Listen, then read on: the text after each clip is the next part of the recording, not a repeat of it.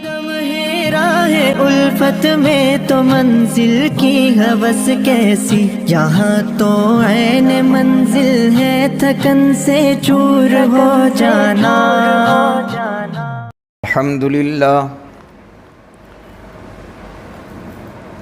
الحمدللہ وحدہ والصلاة والسلام علی من لا نبی بعدہ، اما بعد فاعوذ باللہ من الشیطان الرجیم، بسم اللہ الرحمن الرحیم۔ قل للمؤمنین یغضوا من ابصارہم ویحفظوا فروجہم ذالک ازکیٰ لہم ان اللہ خبیر بما یصنعون۔ صدق اللہ مولانا العظیم۔ درود شریف پڑھو۔ اللہم صلی علی محمد کلما ذکرہ الذاکرون وصلی علی محمد کلما غفل عن ذکرہ الغافلون۔ یا رب صلی وسلم دائما ابدا علی حبیبک خیر الخلق کلہم۔ قابل احترام حضرات، سامعین کرام، بزرگوں، عزیزوں اور دینی بھائیوں، ہمارا موضوع اور عنوان چل رہا ہے حفاظت نظر کے انعامات اور بد نظری کے نقصانات۔ اللہ سے دعا کر لیں ہم آج کچھ بد نظری کے نقصانات عرض کرنے ہیں کہ دنیاوی و اخروی، یعنی دنیا اور آخرت میں کتنا بھاری اور خطرناک نقصان ہو رہا ہے جب آدمی کی نگاہ غلط استعمال ہو جاتی ہے۔ ہم دعا کرتے ہیں اللہ تعالیٰ میری اور آپ کی تمام مسلمانوں کی نگاہوں کی اللہ حفاظت فرما دے، مردوں کی بھی حفاظت فرمائیں اور عورتوں کی بھی حفاظت فرمائیں۔ علماء کرام نے قرآن اور حدیث کی روشنی میں بہت سارے نقصانات لکھے ہیں۔ سب سے پہلا اور خطرناک نقصان یہ ہے کہ انسان کا کھلا ہوا اگر کوئی دشمن ہے تو وہ قرآن کہہ رہا ہے ان الشیطان للانسان عدو مبین، کہ شیطان یہ تمہارا کھلا ہوا دشمن ہے۔ اور دشمن کے ہاتھ میں اگر کوئی ایذا اور تکلیف پہنچانے والی چیز آ جائے تو یہ کوشش کرے گا کہ اس کا استعمال کرے اور اپنے دشمن کو نقصان پہنچائے۔ چنانچہ نبی اکرم صلی اللہ تعالی علیہ وآلہ وسلم فرماتے ہیں کہ بد نظری یہ ابلیس کا تیر ہے، ابلیس کا، شیطان لعین کا، اور معمولی تیر نہیں ہے بلکہ زہر پلایا ہوا تیر ہے۔ النظر مسموم من سہام ابلیس، حدیث شریف میں نبی اکرم صلی اللہ علیہ وسلم ارشاد فرماتے ہیں۔ دنیا کے اندر پہلے زمانے میں یہ ہوا کرتا تھا، تب تو پستل وغیرہ کا بہت رواج کم تھا، نیزوں سے، تلواروں سے، تیروں سے اپنے دشمنوں کو نقصان پہنچایا جاتا تھا۔ اس زمانے میں آدمی جب کسی کو برچھا مارتا تھا یا تیر مارتا تھا تو کوشش کرتا تھا کہ اس کو زہر میں بجھایا جائے، یعنی زہر پلایا جائے۔ شاید میں نے پہلے بھی عرض کیا تھا، عمر بن خطاب رضی اللہ تعالیٰ عنہ کو جو نیزہ مارا تھا فیروز ابو لولو نے، مجوسی نے، یہ زہر پلایا ہوا تھا۔ ہلکی سی خراش اگر لگ جاوے، زخم لگ جاوے، تب بھی پورے جسم کے اندر، باڈی میں اس کا زہر پہنچ جاتا ہے۔ تو فرمایا کہ یہ ابلیس کا زہر پلایا ہوا تیر ہے۔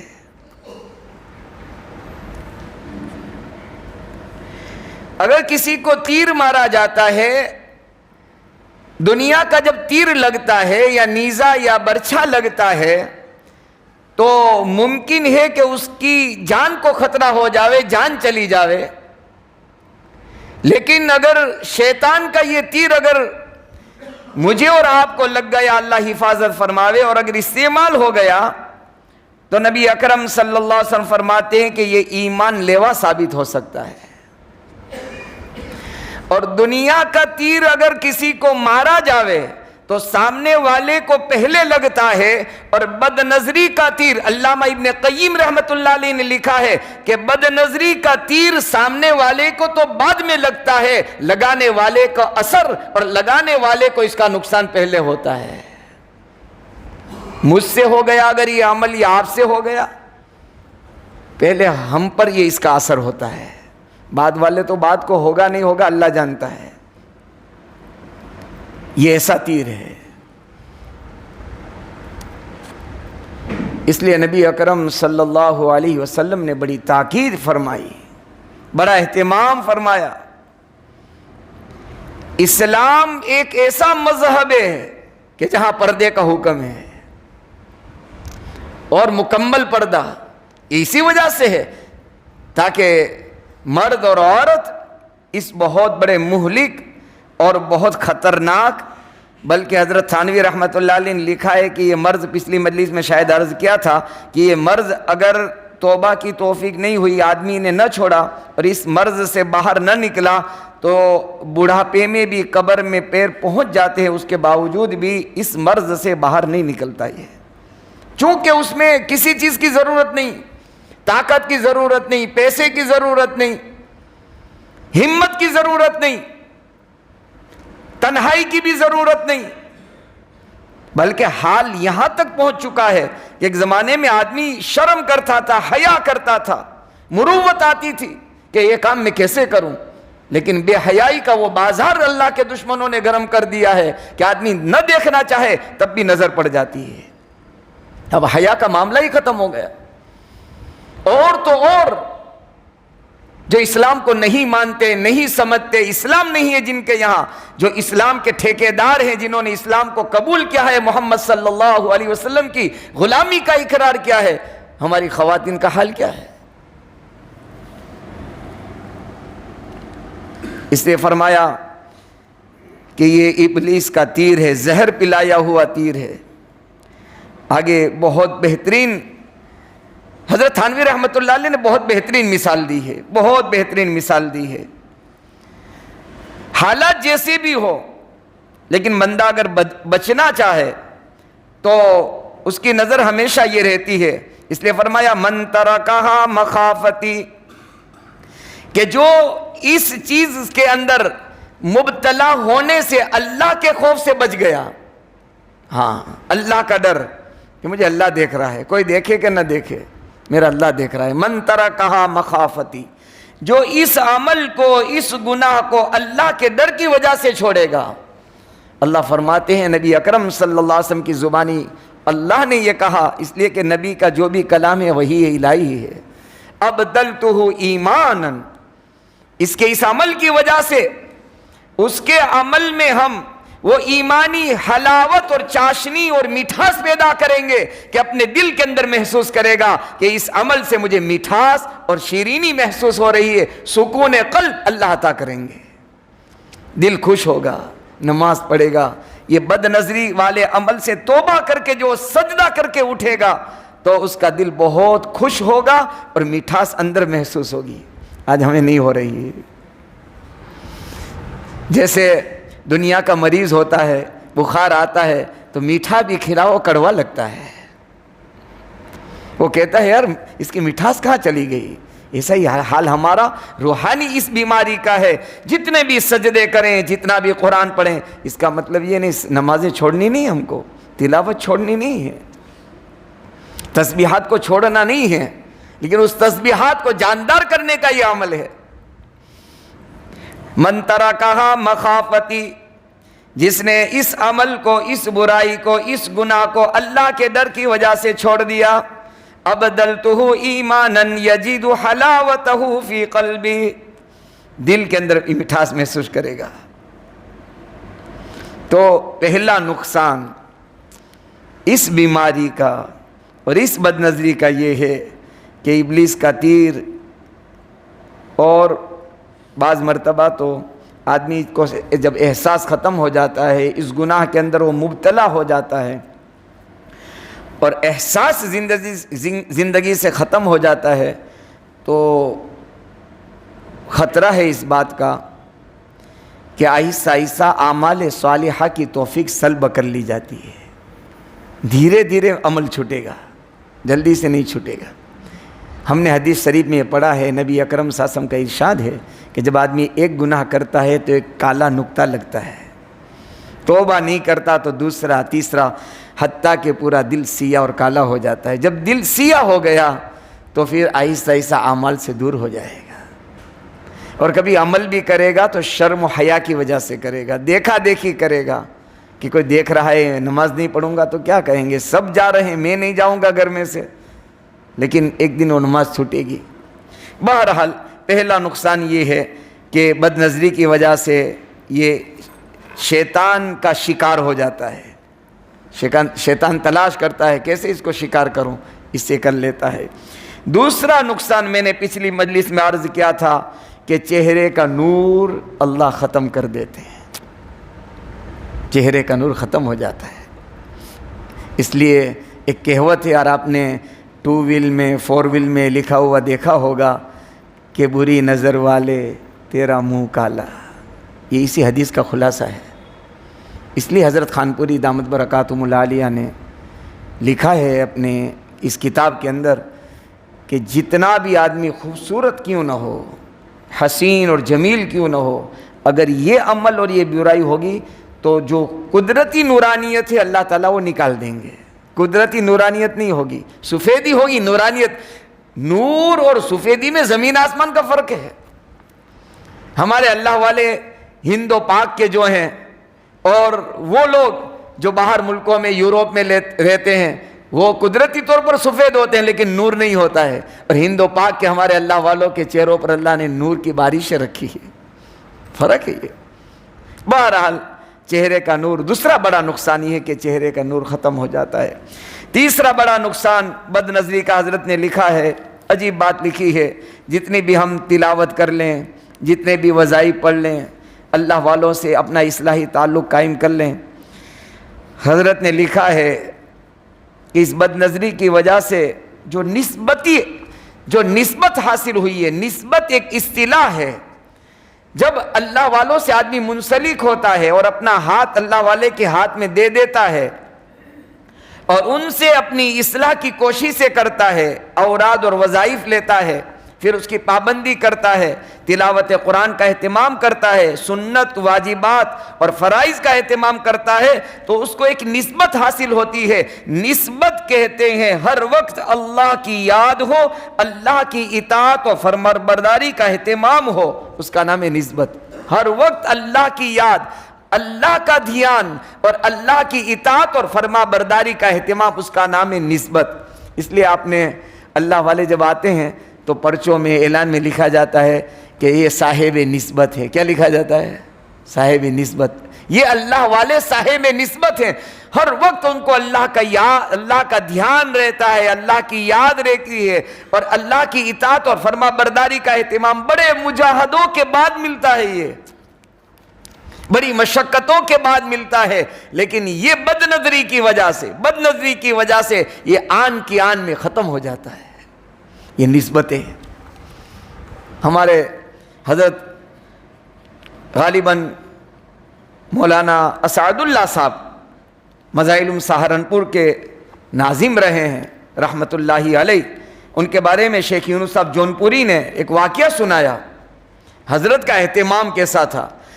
2 طرح سے بد نظری ہوتی ہے، ایک تو نامحرم عورتوں کو دیکھنے سے، اور ایک امرد بچے جن کے چہرے پر داڑھی نہیں ہے ان کو دیکھنے سے.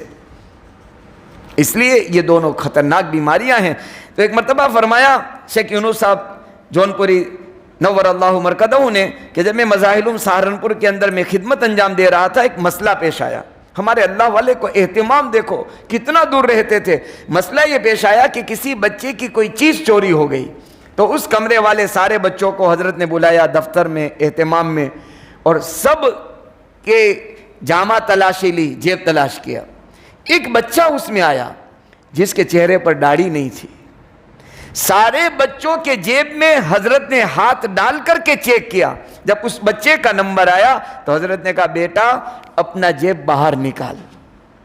جب اس نے جیب باہر نکالا تو حضرت نے دیکھ لیا، یعنی اس کے جسم میں ہاتھ نہیں لگا.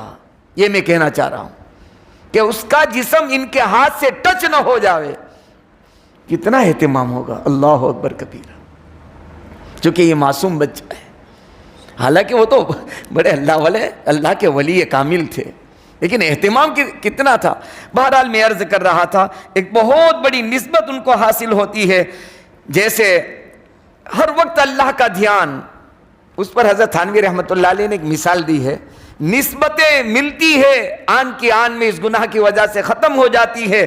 حضرت نے فرمایا نسبت کی مثال ایسی ہے جیسے دیہاتوں میں کسی جگہ دور پانی کا انتظام پہلے بھی ہوتا تھا، اب بھی بہت سارے دیہاتوں میں ہے. ایک جگہ نل آتا ہے پانی کا، یا کنواں ہوتا ہے، یا بور ہوتا ہے. یعنی گاؤں کی چند مستورات عورتیں 2 4 5 6 ایک ساتھ مل کر کے وہاں پہنچتی ہے اور پانی بھرتی ہے. حضرت نے لکھا، آپ نے دیکھا ہوگا کہ وہ مستورات جب اپنا گھڑا جو ہوتا ہے وہ نل کے نیچے رکھتی ہے، لیکن آپس میں باتیں بھی کرتی ہے، ہنسی مذاق بھی کرتی ہے، لیکن اس کی نظر کہاں ہوتی ہے؟ اس کی نظر اس گھڑے پر ہوتی ہے کہ یہ بھر کر کے اوور فلو ہو کر باہر نہ نکل جائے. نظر اس پانی پر، اس گھڑے پر ہوتی ہے. نسبت کا حل بھی یہی ہے. اللہ کا نیک بندہ جب اس کو نسبت حاصل ہو جاتی ہے، جو بھی معاملہ ہو لیکن اس کی نظر اللہ کی طرف رہتی ہے، جیسے ان عورتوں کی نظر اس گھڑے پر ہوتی ہے. یا آپ دیکھ لو، ڈرائیور جتنا بھی تھکا ہو لیکن کبھی آنکھ بند کرتا نہیں. اس کی نظر راستے پر رہتی ہے، ڈرائیونگ پر رہتی ہے کہ کہیں میرے آنکھ لگ جانے کی وجہ سے یا میرے مس کرنے کی وجہ سے پیچھے سارے ان کا بھی اور میرا بھی کہیں بھاری نقصان نہ ہو جائے. اس کا نام ہے نسبت. بہرحال میرے بزرگوں، چند اور بھی نقصانات ہیں، اگلی مجلس میں عرض کروں گا. اصل تو یہ ہے میرے لیے بھی، آپ کے لیے، ہم سب کے لیے بھی، کہ یہ بہت خطرناک گناہ ہے اور بہت عام ہو چکا ہے. حضرت نے تو عجیب باتیں لکھی، حضرت خانپوری دامت برکاتہم العالیہ نے، کہ آج بندہ یہ سوچنے پر مجبور ہو چکا ہے کہ بچوں تو کیسے بچوں. لیکن جب آدمی بچنے کا اہتمام پچھلی مجلس میں عرض کیا تھا کرتا ہے، ارادہ کرتا ہے، عزم کرتا ہے، اللہ مدد کرتا ہے، اللہ کی مدد ان کے شامل حال ہوتی ہے. آج بھی الحمدللہ ہماری بستی میں ایسے لوگ ہیں کہ جب اپنے آفس میں، اپنے دفتر میں جاتے ہیں، مستورات کی ڈیوٹی لگی ہوتی ہے ان کے دفتر کے اندر. چونکہ اب تو ایک نعرہ لگا ہے کہ مرد اور عورت دونوں برابر، جتنا حق اور حصہ مرد کا ہے ملازمت میں، جاب میں، اتنا ہی حق اور حصہ عورت کو بھی دیا جاوے. کون تصور کر سکتا تھا کہ کنڈکٹری کرے گی عورت؟ کون تصور کر سکتا تھا؟ اگر 10-15 سال پہلے اگر کسی سے کہا بھی جاتا تو یہ کہتا پاگل ہو گئے، عورت کنڈکٹری کرے گی، رات کا سفر کرے گی، تنہا سوئے گی. اور آج رات کے سفر میں بھی لے جایا جا رہا ہے اور تنہا رات گزار رہی ہے. اس لیے نبی اکرم صلی اللہ علیہ وسلم فرمایا جہاں 2 تنہا ہوتے ہیں تیسرا شیطان ہوتا ہے. بہرحال تو میں عرض کر رہا تھا ہر جگہ یہ حال ہے. آج بھی ایسے ہیں نیک بندے کہ جب ان کے دفتر کے اندر جب وہ پہنچتے ہیں، ان کی ڈیوٹی ہوتی ہے کہ سر اور صاحب جب آئیں گے تو ان کے میز پر، ان کے ٹیبل پر پانی کا گلاس رکھا جائے گا. ان کو دیکھتے بھی نہیں، نظریں نیچی ہوتی ہے، گلاس لیتے بھی نہیں. انہوں نے کہہ دیا ہوتا ہے پانی کا گلاس یہاں رکھ کر آپ اپنی جگہ چلے جائیں. ایسے بھی ہیں الحمدللہ. آپ بھی کوشش کریں گے، ہم بھی کریں گے، اللہ تعالی ہماری مدد کرے گا. اس مہلک مرض اور بیماری سے اللہ آپ کی، میری، پوری امت کی حفاظت فرمائے. اللہ تعالی حفاظت نظر کے انعامات سے ہمیں مستفیض فرمائے اور بد نظری کے نقصانات سے اللہ ہماری آپ کی پوری حفاظت فرمائے. آج حاضرین ہیں، ان کی دعوت ہے، ہمارے صدیق بھائی اور ایک ہمارے اور عزیز ہیں حاجی اقبال صاحب چائنا سینٹر والے، ان دونوں کی طرف سے دعوت ہے. کھانا کھا کر تشریف لے جائیں، درود شریف پڑھ لیں. اللہم لک الحمد کما ینبغی لجلال وجہک وعظیم سلطانک، اللہم لا نحصی ثناء علیک انت کما اثنیت علی نفسک، یا ربی صلی وسلم دائما ابدا علی حبیبک خیر الخلق کلہم. مولا کریم جب بھی توبہ کرتے ہیں ٹوٹ جاتی ہے، پھر گناہ ہو جاتا ہے، پھر توبہ کرتے ہیں. اللہ کہاں جائیں، کس سے توبہ کریں، کس کو منائیں، کس کے سامنے ہم آہوزاری کریں، اپنے دل کے دکھ کس کو سنائیں. آپ ہی سننے والے ہیں، آپ ہی سننے والے ہیں. اے بے بسو بے کسوں کی پکار سننے والے، اے مظلوم کی فریاد سننے والے، اے نہ سونے والی آنکھ آپ کی ہے جو ہمیں دیکھ رہی ہے، دنیا نہ دیکھے۔ اے اللہ ہر حال ہمارے آپ کے سامنے کھلی کتاب کی طرح ہیں، موت سے پہلے ہم سب کو معاف فرما دے، پکی سچی توبہ کی توفیق عطا فرما دے، گناہوں سے نفرت دے دے، نیکیوں کا شوق دے دے۔ جس زندگی سے آپ راضی ہوتے ہیں اس زندگی کا مزہ ہمیں بھی نصیب فرما دے، جس زندگی سے آپ ناراض ہوتے ہیں اس زندگی سے ہمیں نفرت عطا فرما دیں۔ تو ہمارا بن جا، ہمیں اپنا بنا لے، تو ہمارا بن جا، ہمیں اپنا بنا لے۔ خلوت میں، جلوت میں، سفر میں، حضر میں اللہ آپ کا دھیان نصیب فرما دیں، ہر حال میں آپ کا استحضار نصیب فرما دیں۔ دنیا بھی ہماری بھلی بنا دے، ہماری آخرت بھی بھلی بنا دے۔ اللہ ہم سب سے تو راضی ہو جا، ہم سب سے تو راضی ہو جا، ہمارے زندوں کو بھی معاف فرما دے، خصوصاً ہمارے مرحومین کی مغفرت فرما دے، ان کے درجات کو جنت الفردوس میں بلند فرما دے، ان کی قبروں کو نور سے منور فرما دے، ان کی نیکیوں کو قبول فرما لیں، ان کے گناہوں سے درگزر فرما دے۔ اے اللہ ایک دن آپ کی ملاقات کے لیے آنا ہے، کمال ایمان اور کمال اسلام پر موت عطا فرما دیں، حسن خاتمہ کی دولت عطا فرما دیں، سوء خاتمہ سے حفاظت فرما لیں۔ اللہ حلال پاکیزہ طیب برکت والی روزی عطا فرما۔ اللہ تیرے نیک بندوں نے، علماء نے لکھا ہے حرام روزی اور بد نظری انسان کی روحانی موت ہو جاتی ہے، اے اللہ نسبتیں اس سے ضائع ہو جاتی ہے، ان دونوں چیزوں سے ہماری پوری امت کی حفاظت فرما لیں۔ اللہ ہمارے اکابر مشائخ، اے اللہ دعوت کے عظیم کام اور کام کے مراکز کی پوری حفاظت فرما، مساجد مکاتب خانقاہوں کی حفاظت فرما، جو حیات اور زندہ ہیں ہمارے اکابرین میں عافیت صحت عزت کے ساتھ ان کے سائے کو ہم پر باقی فرما، عافیت عزت صحت کے ساتھ ان کے سائے کو ہم پر باقی فرما۔ ملک کی حفاظت کر لے، ملک میں رہنے والوں کی حفاظت فرما لے۔ آئندہ کیا ہوگا اللہ تو جانتا ہے۔ اے اللہ، اے اللہ، اے اللہ، ماکر کے مکر سے، ساحر کے سحر سے، بد نظروں کی بد نظری سے، اے اللہ دشمنوں کی دشمنیوں سے ملک کی اور ملک والوں کی حفاظت فرما لے، ملک کی اور ملک والوں کی حفاظت فرما لے۔ اے اللہ یہ تدبیریں کرتے ہیں، تو بھی تدبیر کر رہا ہے، تو اپنی تدبیر میں بہترین کرنے والا ہے۔ اللہ اپنی بہتر تدبیر کو اے اللہ اس ملک کے لیے نافذ فرما دے۔ ہماری دعاؤں کو، اور جن لوگوں نے ہمیں دعاؤں کے لیے کہا، لکھا، سنا، متمنی متوقع ہے، اس پر ہمارا حق ہے۔ دنیا آخرت کی ان کی تمام تر حاجات اور ضروریات میں اللہ اپنے خزانہ غیب سے تکفل فرما لے۔ وصلی اللہ تعالی علی رسول خیر خلقہ سیدنا محمد وعلی آلہ وصحبہ اجمعین برحمتک یا ارحم الراحمین۔